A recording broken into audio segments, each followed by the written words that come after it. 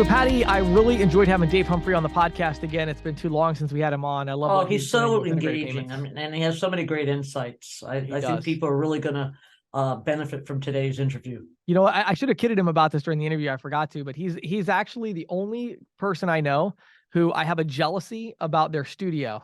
Now I did build a new studio, but still I don't think it's quite as good as his. He has an unbelievable studio, very much into the marketing side and the tech side of things. But we talk about supporting these new solutions, point of sale, smart terminals, kind of integrated payments. And then I dive into talking about CC Storage, which is a vertical specific software company that I own that is monetizing payments. And I just am very transparent, and I'm not looking, we're not accepting resellers right now or anything. I just tell you, here's all the failures I made along the way. Here's my plans for the future with it. Here's how much money it's cost me. And I just think it's good. I think a lot of people are kind of looking at vertical specific software plays, but they don't really know what they're getting into. So we talk about that. And then Patti, tell us about the insiders. Some new update on person-to-person payments and Visa trying to become sort of a clearinghouse of sorts for these various platforms. And this episode is brought to you by ISOAMP. You can visit it on the web at getisoamp.com. So what do you say we get going into this podcast, James? Let's go. Hey, everybody. Patti and I are here today with my good friend, Dave Humphrey, who is the president at Bryte. How you doing today, Dave? Doing great, James. Good to be with you and Patti. Yeah, always a pleasure. So Dave is, in my opinion, running one of the best organizations in the industry at being able to service both agents and merchants in this shift towards integrated payments. And that is really quite the compliment, Dave, because this is kind of the challenge, right? I mean, this is what everybody's trying to do is like, how do we sell point of sale systems and be able to service them? How do we support the agents when they have questions about integrated payments? So we're going to dive into all that today. Before we do, Dave, I was thinking about it and I'm like, I feel like it's been a little while since you were on the podcast. So give us your story a little bit. What's your backstory and what was your journey to what you're doing today? Okay. Well, first of all, thanks for the compliment, James. That's quite gracious coming from you. So, Bryte started and was conceived back in end of 2016. And what my partner and I recognized was that the presentation side, the service side, the culture of a business, that being really, really important. We just felt like that was missing in the industry. And we felt like that there was a very, very large gap. And I saw a pattern of buy, sell, just churn and burn type of activity with our competition and ISOs. And for me personally, I didn't really have an interest in that. I had an interest in building an organization that was very, very solid, that changed our employees' lives for better, that serviced really good quality agents, and they appreciated integrity and they appreciated honesty and hard work. And that was sort of our foundation. So we created 5 core values based on that idea. And we created a mission and the core values are on our website. Our mission is on the website. Everything that we do is hinged to that, like it's attached to that. If it doesn't correspond with those, we don't do it. That's it. It's really, really simple. If it goes outside of that integrity, honesty piece, and we feel like this isn't forthright, like we're only telling half the truth or something like that, we don't do it. We just do not participate in that type of thing. So it was in 2017 that we really started to grab a hold of it, define everything, get a plan, and we started to move forward. And we were going at a pretty good clip. And I believe the last time I spoke to you, I want to say it was around COVID, if I remember right. And but COVID hit us like everybody else, and it was tough. We went through some challenges, and we sort of took a year to get repositioned, get our feet on the ground. And in the meantime, what took place was, and I think COVID actually initiated some of this activity, but, we saw more and more technology being required, like terminals. And I was just like, okay, I think everybody can see where this is going. But here's the great part about it. Now we still have agents, by the way, that they get a little frustrated because they're like, there was a day when I could put a VX 520 in and I didn't have this gateway fee and blah, blah. And I get that. Totally understand. But here's the truth of the matter. What we saw evolving is more control, meaning that now where you had to log into the back end, do this, call this guy, do this. We're not seeing that type of thing that often anymore. What we see now the technologies that's attached to these devices that started to really started to rise up in that 2020, 2021 era. We just feel like that it's made things so much better. So what Bryte did is we gravitated to that. We just grabbed a hold of it and we said, you know what, this is the way that the industry is going to be. There's nobody that's going to change that. So we're walking away from that old thing. Right. So that's a little bit about a background, what motivates us, how we got to where we're at now. Well, I love it because it's such a great segue to my first question, because I want to touch on the sales process. Because, you know, one thing I think is so interesting is I see these companies in our industry that are like, well, we're going to tell the salespeople just keep doing whatever they're doing, and then we're going to try to support the merchant after the sale is made and hope for the best. And it's like, well, wait a minute, you know? So what are some of the challenges that you're seeing that the sales partners are facing out in the field as they try to adapt, like you just mentioned, from the VX520 world to the smart terminal point of sale integrated payment world? What are the challenges that they're facing in that sales process? And what do you see as like, what are these important shifts that need to happen as part of the sales process in order to set yourself up to be able to service them well? Oh, that's a great question. And the answer in the short, so I'm going to give you a short form and then a little bit more detail. So the short form is the biggest challenge for the salespeople right now is having awareness and education on the technology they're selling. Yes. Because they're not selling that terminal. They're not leasing that terminal for $29 or whatever, and they just drop it in, they do an install and do a download. That's not what's happening now. Right. What's happening now is you've got ISOs, and some ISOs, quite frankly, are, you know, sort of jack of all trade and master of none, meaning that they'll offer, I don't know, 18 different fill in the blank and this, that, and the other. Right. And what happens is now the salesperson, they want to sell to this particular vertical. So they say, okay, I have this quick serve POS, but then I have this quick serve POS, and I have this quick serve POS, and all of a sudden they have 6 POSs to offer. Now that sounds like that might be a good idea. However, remember, you're not shopping for a new car here, right? So you're not picking the color.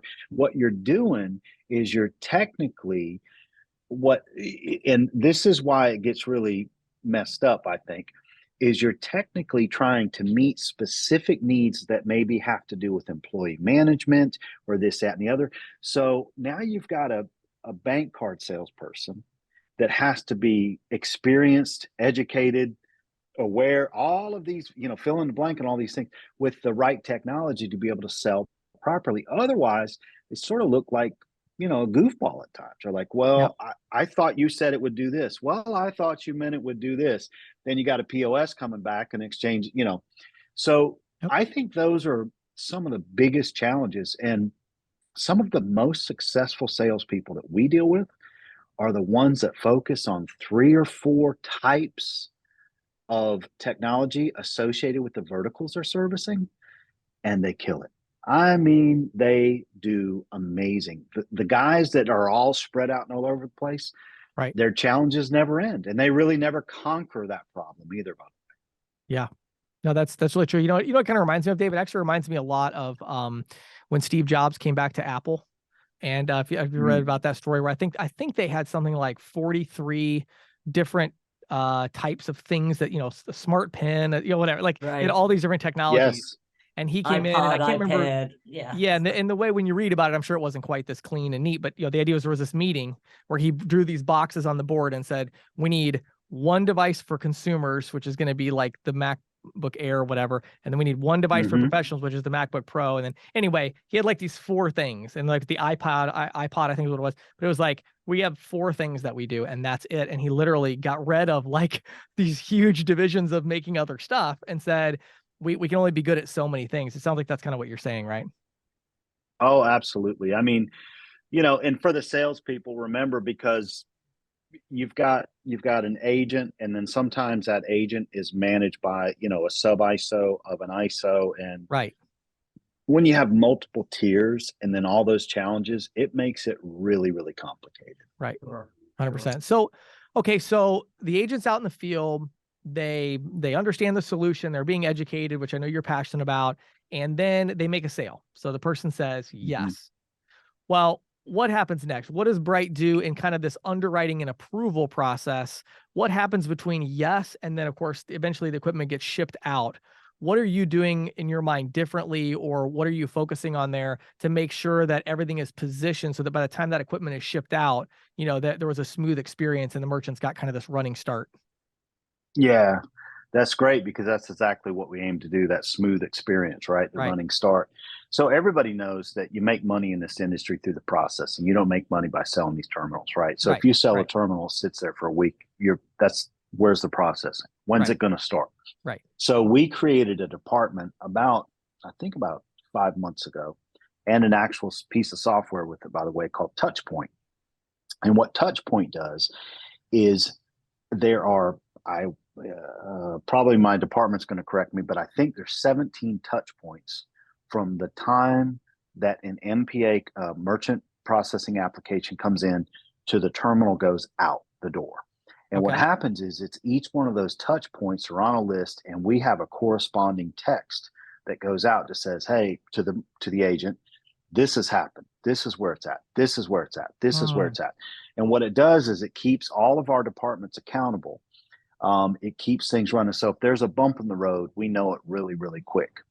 And so what we've done is we have built the premise of for, and I'll tell you, it's going to sound weird, but Walt Disney World has an amazing online education service where you can watch all these training videos. And we watch the training video on how Disney brings in their guests and welcomes them, and yeah, we develop some of our processes on that. So that's here's the great. idea. The idea is when they come in as a guest per se, right? A Right. customer, we want to make sure that every step of the way is as smooth, they're welcomed, they feel like they're appreciated, considered, the whole 9 yards, all the way to the point to where they are processing the first day. So we have a welcome call. So we call them once we see that FedEx has been received, we go to tracking them. So we have somebody employed here. All they do is track every package that goes out.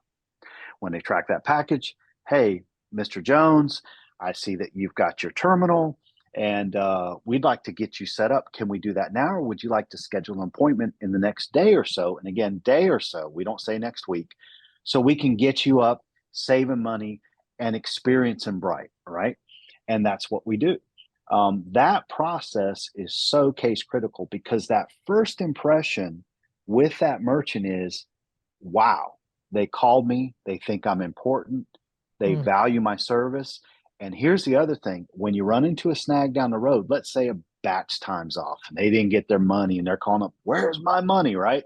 Uh, those type of situations can be handled much, much better if they already feel appreciated. They already Sure. feel like they're communicated with. You know what I'm Right. right, saying? right. Yeah, So sure. that's part of our process. Mm. That's really cool. I really like that.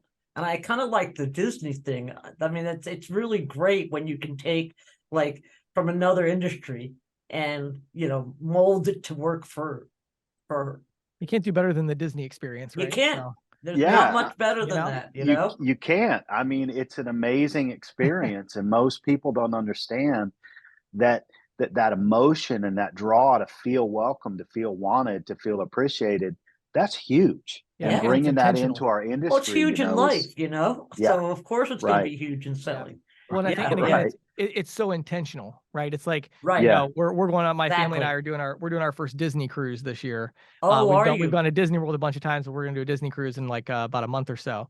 Uh-huh. And one of the main reasons we're doing that is because I know when I get on that Disney cruise, we're happy to pay for the experience because we know that they are gonna have every detail of our experience that's planned out, right, and it's And gonna make work you great. feel like it's Yeah. just for you. Yep. So you pay for yeah. that intentionality. I love that you're bringing that to the payment space. That's good Yeah, I stuff. really do too. That's really cool, Dave.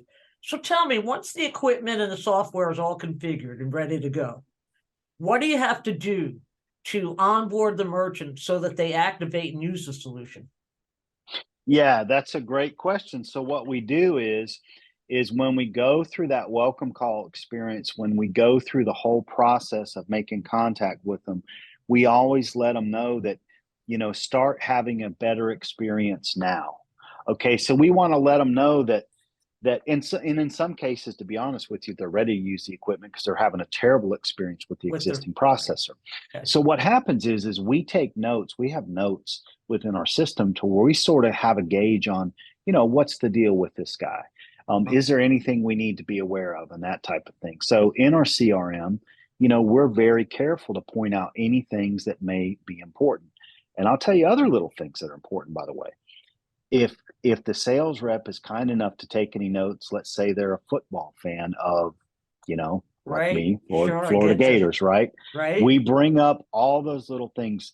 The welcome call experience after this thing is shipped out and where we go next is so important to know who we're dealing with, why we're dealing with them, and to motivate them to want to, quote, do us a favor, meaning want to get moving with us as a business partner. We teach our people to do that.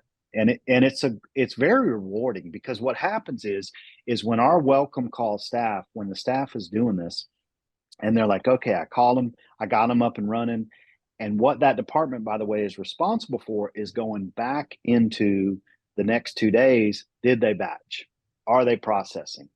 If they're not, guess what they do? They call them right back. Hey, what's going on? We had this call. Is everything okay? And, and the other thing is because I hope I'm not getting ahead of you guys here, but because most of our accounts now are boarded, we have a gateway in the middle right now with our terminal. We can go to that gateway, and if something is hung up, we can call them proactively. They don't have to call us and say their money's missing. We can call them. We can push that through and help them with that problem. Let them know that we're ahead of the game. Right. Right. Very cool. Very cool. I really like the idea of, especially because the agent takes so much time and energy to sell the account that when the partner drops the ball on installation and so forth, Demoralizing. So you hit the nail on the head. That I want to comment really quick on that, because that is a real stickler with me. I tell our team, it can take these agents 30 days plus to get that deal done, and it can take you 30 minutes to ruin it for them. That's right. Yeah. So and true. I don't want to be in that situation. Right. But you're right. You're exactly right. So if you don't mind, I'd really be interested in how the ongoing support for point of sale systems differs from, the traditional terminal merchant. What are the pros and cons? Oh, wow. Yeah, that's a loaded question because here's how we do it. And I tell you, this is not, to be totally transparent, this is not a real popular stance. We do not board any POS system we cannot support. Right. Okay, and there's some agents, they don't like that. Right. They don't want that. Mm-hmm. And I get it and I understand. But our brand and our case for being in business is so important. Our core values are so important to us that if we have a vendor stand in the way of us doing the best job we can do, we will not do business with them. That's it. Yeah. So to answer your question in a little more detail, the common service, for example, like a Valor or a Deja Vu type terminal, those types of things, pretty basic. Honestly, there's only so much that can go wrong before you have to do a swap on those terminals. Right. So not very complicated. All of our people that come into tech, by the way, they are trained to do that. So we probably have, plus our after hours staff, probably 18 people maybe that are trained that can service all of that equipment, probably from their cell phone if they had to. So they can log in, go to the back end, piece of cake. Now, POS, whole different thing, because typically what happens with a POS, and I hate to say this, but there's not a ton of, quote, tech support calls. What they are is they're actually, how do I make this how do I create this modifier? I want to do this menu. Right. So, what you have now is you have people that they're considering it a tech support call, but actually they just need to maybe look at the manual or call their rep and get some training or whatever. But so we do train them and we take those calls and we fix things. But on the technical side of POSs, for example, like a hot sauce POS, so, that's a local machine. That's not a cloud-based machine. The versatility that you have to service that from a support standpoint, a lot different than, let's say, a Paradise POS or something like that has a cloud-based infrastructure, right? So you've got to train your people on, hey, this is this system. Then we go through vigorous training with each provider. And that's the only way we do business with them, by the way. And they learn it, and it takes 2 or 3 months. And once they learn it, now they can support it. So, for example, Deja Pay Pro, we support Deja Pay Pro. They have a decent support team, so I'm not knocking them, but I'm just telling you, we want to control our own destiny when it comes to service and support. Yeah. So, yeah, POS, very, very different, very, very complex in some situations, a lot of time and investment. So you got to be willing to go, the full way through and commit to that process. Yeah, it sounds like there needs to be a commitment on both ends. Yeah, for sure. Well, and the thing I really like about it, Dave, what I find so interesting is, it's funny. I'm thinking of this parallel of kind of debt versus capital that's coming out of your own wallet. If I'm going to go hire an employee, or I'm thinking about growing and I'm going to spend my own money, I'm going to be thinking to myself, wow, do I really want to do this? If I've got this kind of unlimited capital, you're kind of like, well, let's just grow. And I think what it kind of a parallel here, you're kind of saying, okay, well, if we're going to sell a point of sale system, we got to support it in-house. And it's like, wow, do I want to sell that point of sale system? Well, I don't know. We're going to have versus, I think what a lot of companies in the industry, it's kind of like, oh yeah, sure. We'll sell your point of sale. Oh, we'll sell yours. Oh, we'll sell yours. But there's no training made for the agent. They don't provide any support for it. And so they feel like they can lightly take it on. But then the result is the merchant experience as well as the agent experience is pointing fingers, and something goes wrong. And the processor says, don't call us, call the point of sale system. They call the point of sale company and they say, well, don't call us, call the gateway. They call the gateway and the gateway says, don't call us, call somebody else. And it's right in this round robin. And I think what you're saying is you don't want that moving forward. You want to control the experience for the agent and the merchant. Listen, anything that it's a really core principle there. Anything you wouldn't want done to you in your business, don't do to other people. Don't put them in a position to have to call these guys, put them on hold. They call these guys, and all of a sudden, 35 minutes later, you find out actually you cannot solve the problem. If you're in a position to do that often, you're going to have a tough time scaling your business nowadays. Because the fact is if you look at, for example, you're familiar with Toast. I think most people are familiar with Toast. Toast, the biggest dig against Toast, by the way, their technology is great. I love it. Absolutely. I wish I could sell it. Right. But here's the bottom line. They have no service. Right. They have no service. Right. That is the dig against. So you got a great product with no service and they're stumbling. Right. Yeah. Wow, what a concept. How about serve people? How about treat people the way you want to be treated? So if you don't want to be a whole it's pretty cut and dry. And Dave, I don't know about you, but every time I look at their public filings, I'm always blown away by you're spending how much money to get these accounts. I know. And you're making how much money? I mean, these accounts are incredibly profitable. Yeah. And then it's like, why don't you pay for a support person to talk to them? It seems like the most no-brainer decision to me, but I feel like they feel like they have people kind of locked in, I think, and almost like they don't need to provide as much support, but that's top heavy, that's top heavy. So, I don't like that principle at all. I don't either. Okay. I got one last question for you. Very little bit, maybe off beaten path of what we were talking about. So one of the things that I see as kind of the threat, if we go back, Dave, to say 2020, as you were mentioning, kind of this idea of shifting from standalone terminal to maybe smart terminal and POS, that was this big shift. Kind of the next big shift that I see that's already happening in this area is this really, really vertical specific focus, because now it's like, I don't know if Toast is the biggest competitor we have, or if it's the combination of the 4,000 ISVs that exist that, each serve furniture stores, and this one serves dog groomers, and this one serves nail salons, and it's like, wow, these solutions are so specific. They have specific integrations with maybe inventory ordering or et cetera, et cetera. And so I'm just kind of curious to hear your general thoughts on this. Where do you see this going?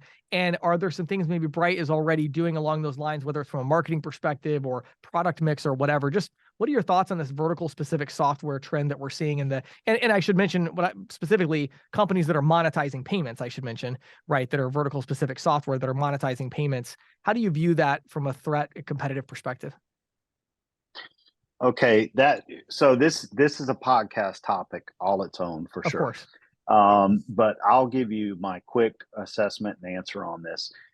This is not going to end anytime soon, number one. Right. And the Right. reason is, quite frankly, that you have a ton of people that have been going to school, learning how to code.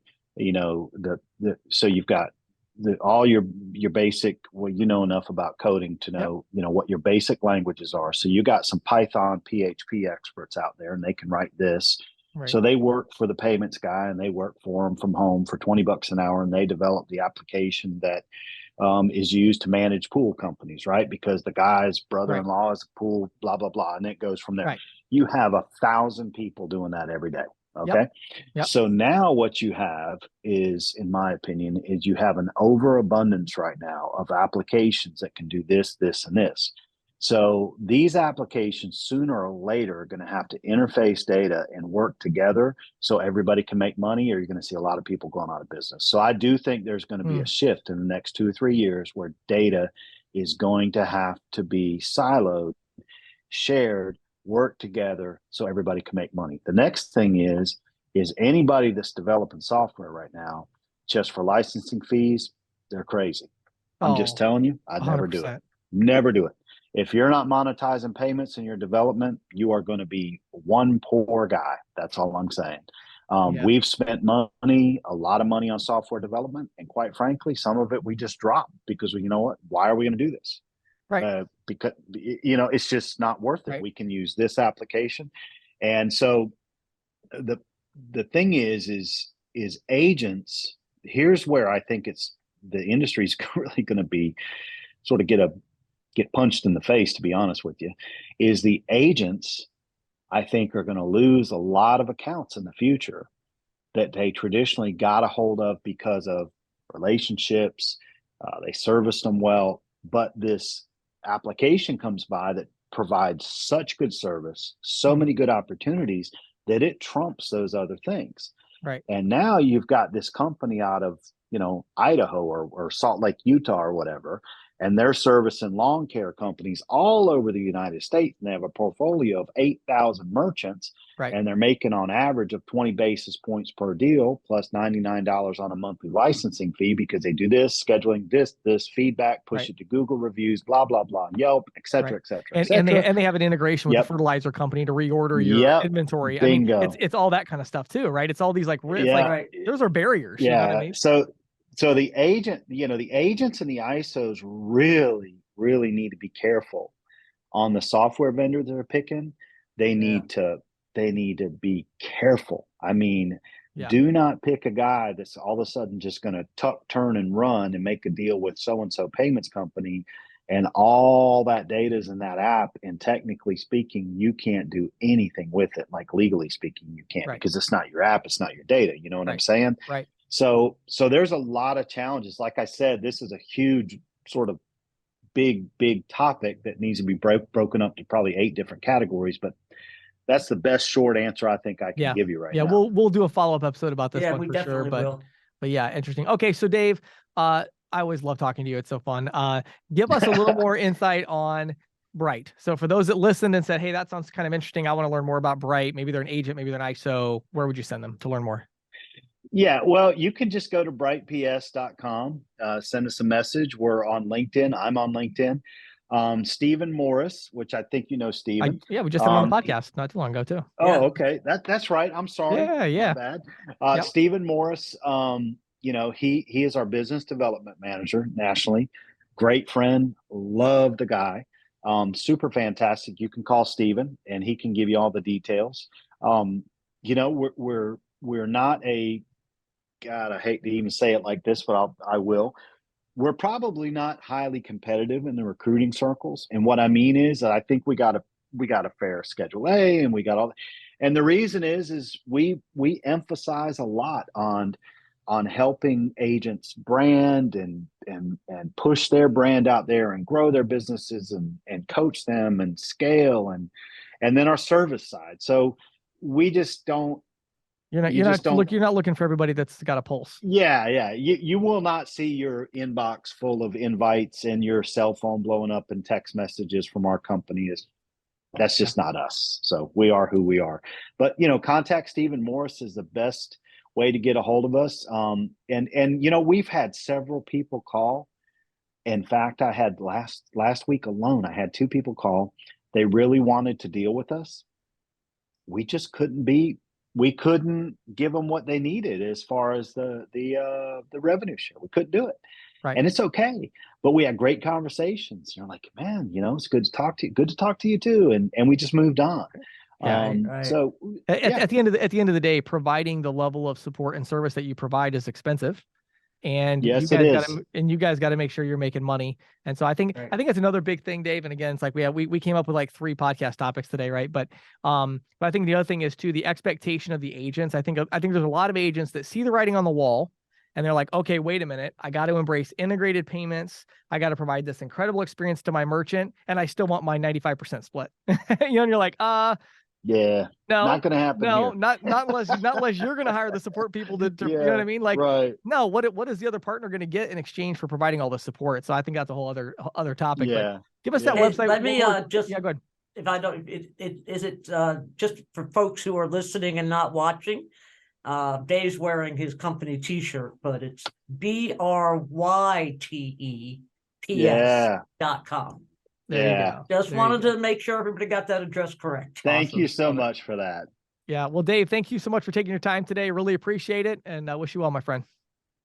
Perfect. Thanks for having me. Take care, guys. Bye-bye. You too. So Patti, today, of course, this episode is brought to you by ISOAMP, which is a company I own and I'm very proud of. I actually just got back from a lunch with all of our employees, including the ISOAMP employees that are local. So that was kind of fun. Oh, awesome. Yeah, I think we had about 20 of us there and it was a lot of fun. So anyway, ISOAMP is the leader in full service statement analysis, but I want to talk today about APIs, marketing, and kind of more of the automation piece of building this out. And so what I want to talk about first of all is a solid foundation. So before you can really build out any of this stuff and say, oh, we're going to do this marketing campaign to generate, to pull in statements, or we're going to use the API to integrate with our CRM or whatever. Here's the issue with that. Okay.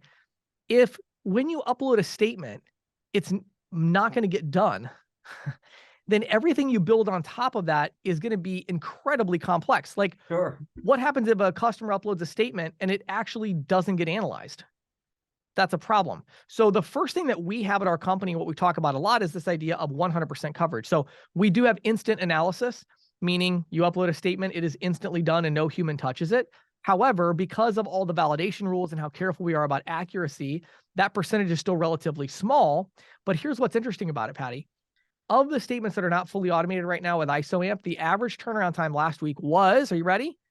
9 minutes. Holy moly, because the last time we spoke, it was 11 minutes, and that was only a week or 2 ago. It was, 2 months ago, I think. But yeah, we're down. Okay. Yeah, we're down. We're dropping like a minute a month.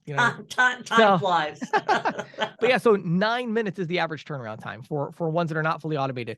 So, but here's the cool thing about it is it's 100%. So you know that whatever automation you build on top of that in terms of marketing campaigns and allowing the customer to upload a statement, or you have your CRM, every statement that gets uploaded is going to be analyzed completely. And if there's data entry work involved or matching work involved, our employees do that for you, right?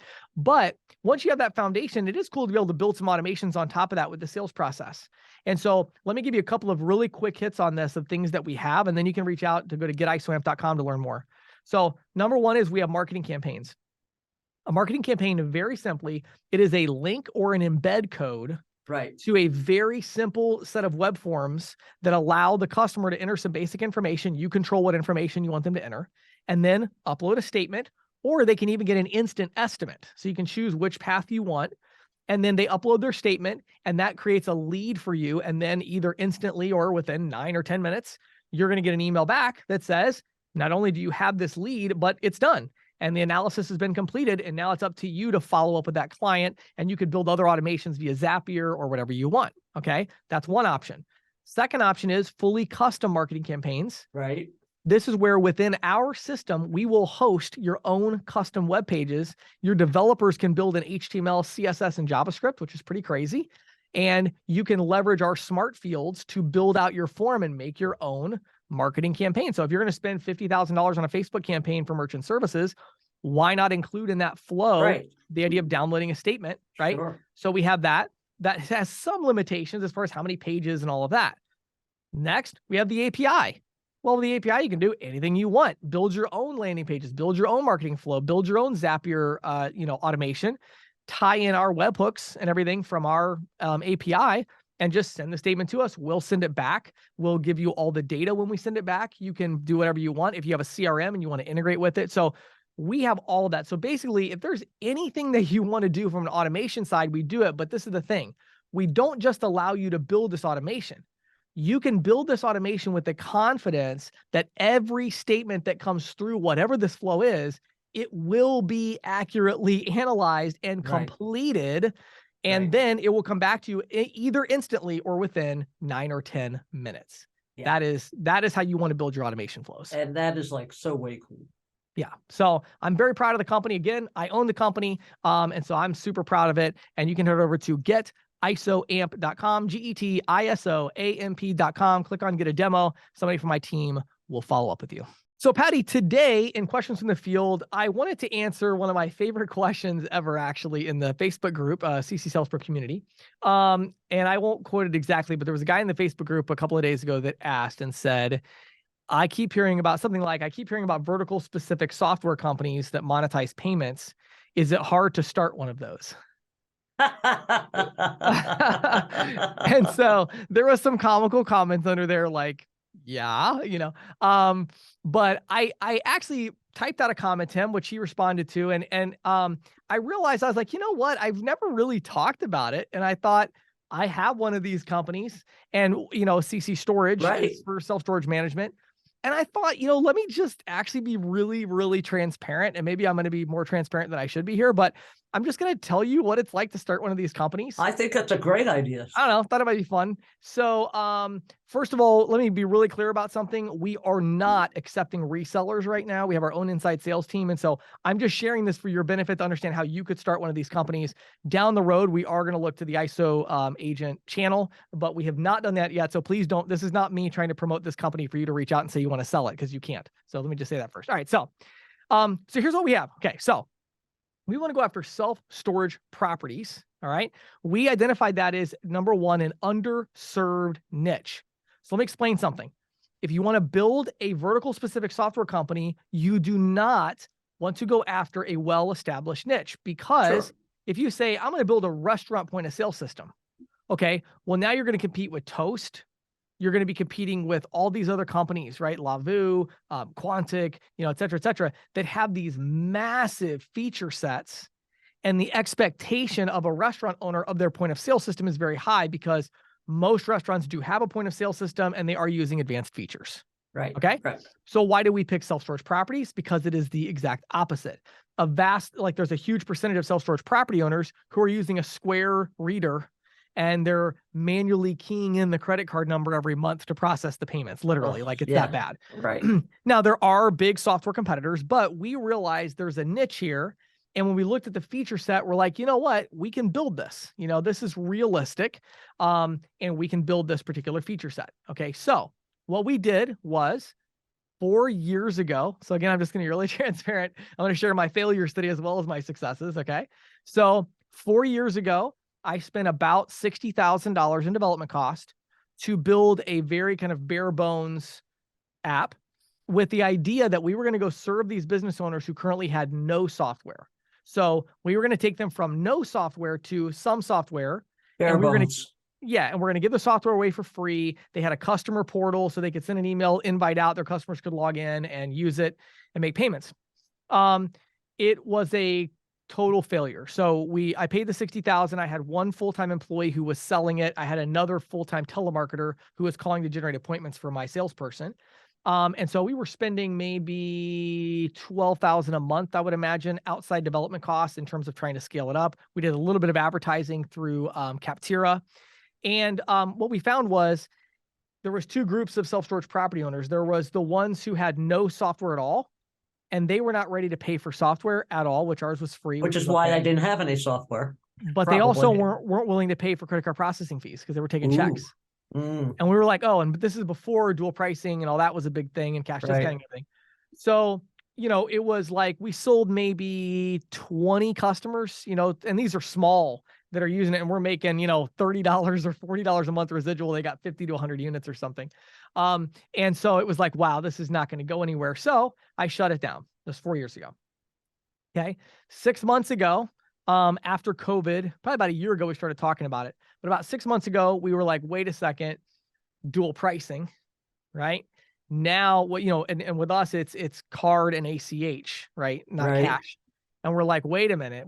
We can go to market now and say it's free, no software fees, no payment processing fees, nothing. And we're going to make like 200 basis points of margin because they run a lot of regulated debit and it's like $100 average ticket, right? Right. So we're like, okay, cool, we can do this. So my lead developer jumped in and he spent 30% of his time, and a developer on average is going to make $175,000 a year, $200,000 a year. So that gives you some context. He spent about 30% of his time for like 4 months probably, rebuilding I have a designer, graphic designer, UI person who redid the user experience and built it up to the point where we thought, now we have a bare bones thing that actually works. So we're like, this is cool. All right. So we roll it out again. This time we spend, maybe $20,000 a month on marketing and everything else. And once again, a little bit of a false start. Reason this time is because we were thinking in terms of 4 years ago. Well, now it turns out most of those people actually did get some kind of software. Oh, And they okay. were all expecting things like a really nice sitemap, gate integrations, really advanced kind of a bigger like reporting dashboard or whatever. And we were much more successful this time. We sold a lot more people and we do have a pretty good size portfolio. But I realized, wait a second, we're spending this money on marketing, but we're only able to sell like 20% of the people who are interested because the other 80% need a feature that we don't have. Right. Right. So last Monday, I hired a new developer just for this project and decided to go all in with it. So we had enough positive feedback that we're like, okay, we can do this, right? So I hired 2 people this last week, both of them very highly paid individuals. One is I hired a lead developer for the project we have a full feature. So now that we went to market, it cost us a lot of money. We spent probably another $100,000 on this business. But what we got from that was not very many. We got a lot of customers, but not enough profit to really make sense. We'll break even in like 5 years or something. But instead, what we got out of it was we got this list of features where we now know exactly what we need to build to go upstream with it and go to some slightly larger properties and make more money and all that. So I hired a lead developer for the project and I hired a CEO of CC Storage. Who is going to become much more the self-storage expert and really like dig into the features, talk to the customers. And then I have one other full-time employee who is doing customer service, knows the current software. So we already do have a lot of customers, so he's supporting those customers. Right. So when you put all that together, we're going to spend about $42,000 to $48,000 a month on this business from now. We're recording this in, April, May, June, July, August, probably around September. We're going to roll it out again and we're going to put with the updated features. And we'll put $20,000, $30,000 behind it as far as marketing. And then hopefully around January 1st, 2024, we'll roll it out to the ISO agent community as well. Right. But we're doing all the payments. We integrated through Tilled, which is one of my sponsors, advertisers, consulting clients. So we integrated through Tilled. So we're doing our own payment processing. We have our own PayFac-like experience, instant sign up. We already have all of that, but we decided we got to build out these features. So all that to say, what I have found with my experience with this particular vertical specific software is I made a lot of mistakes. Maybe you will do better. Okay. But I'm pretty good at this and I still made a lot of mistakes. And this one's going to cost me something like $350,000 to get it to what I would consider an actual legitimate launch. Yeah. Then after that investment, it's going to cost me, $50,000 a month in payroll because we'll have to hire more support and still have the developer and all that. Plus, we're going to spend maybe $20,000 a month on marketing, online marketing, lead generation, telemarketers, all that kind of thing. So $20,000, $30,000 a month there. So our investment's going to scale up to probably $70,000, $80,000 a month that I'm going to put into the business that I'm going to absolutely lose every penny of. And then it'll take us from that point about 14 to 16 months of that investment before we break even, meaning we're positive cash flow where our residuals are greater than our investment. Wow. So that's like almost 5 years. Well, I mean, sort of. Really, we spent about 6 months on it the first time. Then we stopped for 3.5 years. Then we spent 6 months on it again, and now we're going to spend like a year, right? Okay, Or okay. 6. I guess we're going to spend another 8 months. So overall, maybe 2 years of total time investment before I feel like we got to like a really official launch. But I think the key takeaways from it would be, number one, it is expensive. I mean, it's going to cost, even for, this is an easy niche really to build, Right. and I would say $500,000. To get to a point where you're starting to bring in some good residual is a reasonable amount of investment. Now you can do just a one feature thing. You know, you might have a solution that just does like one thing for a vertical, and you could maybe build that for 150,000. But I think $500,000 is kind of what I found is the minimum. I mean, ISOAMP cost me about $2 million before we got to where we were generating significant revenue there. Right. But I would say CC storage, $500,000. And if you were trying to do something in a more complex vertical, think about more maybe $1 million to $2 million in developer costs and other things. And the other big takeaway is it's an iterative process. So you don't want to try to build the entire solution before you go to market. Yes. You got to right. build a little bit, and then you got to go to market a little bit. Then you got to build a little bit, then you got to go to market a little bit, because you're not going to know exactly what you need to build until you've got some real customer feedback, and they're going to bring things up that you just frankly didn't think of. And I think one of the other things I will say that I would definitely have done in retrospect is I don't really know that much about self-storage. You know, Right. We did a market analysis and figured out it was a good market, but now I'm going to have a CEO of the company. I would have much rather brought that person in a lot sooner to say, hey, we need somebody that actually knows something about self-storage. Right. Right. Yeah. It seems like that's obvious, but in hindsight, I thought, oh, I know plenty enough about this to build software for it. No, not really. It cost a lot of money for us to figure that out. So I think you could definitely cut that short by making sure either you're an expert in that vertical or you hire somebody else who is. So that's it. Just thought I would share my thoughts on building vertical specific software solutions. I'm building one. It's been very expensive, and it's been actually a lot of fun. And I know that long-term, it's going to be worth millions of dollars. So, I mean, to me, it's kind of a no-brainer because again, we're doing the payments in-house for this. And so we're going to make a fortune on it. So I it's think a no-brainer. And you also have capital from your other businesses that allows you to do right. this. I don't have to, we don't have to borrow. We don't have to have investors or whatever. This is all just me putting the money in. So that makes it a lot more fun, but also a lot more painful in some ways too, because it's like, oh crap, I'm spending this money. Yeah, it's an exciting time to be in payments. And I think vertical specific software is an area of focus for sure. Great. Thanks, James. Well, you know, James, P2P payments are very popular. Yes. And getting more and more popular. You know, a survey last year by the Pew Research Center revealed that 76% of adult Americans have used at least one of the various platforms, with PayPal being the most popular, used by about 57% of Americans. Yeah. But the lack of interoperability has always been a buzzkill. You know, if you want to send money to a friend, you both have to be registered on the same platform. You know, for me, it means I've registered on all the platforms, which, you know, the recipient also needs to provide you with their email or their mobile phone number, which some people can be, you know, a little bit leery of. But a survey by the U.S. Faster Payments Council did find that interoperability is one of the most important topics in payments today. 92% of bankers and corporate execs said that they consider it the most important issue.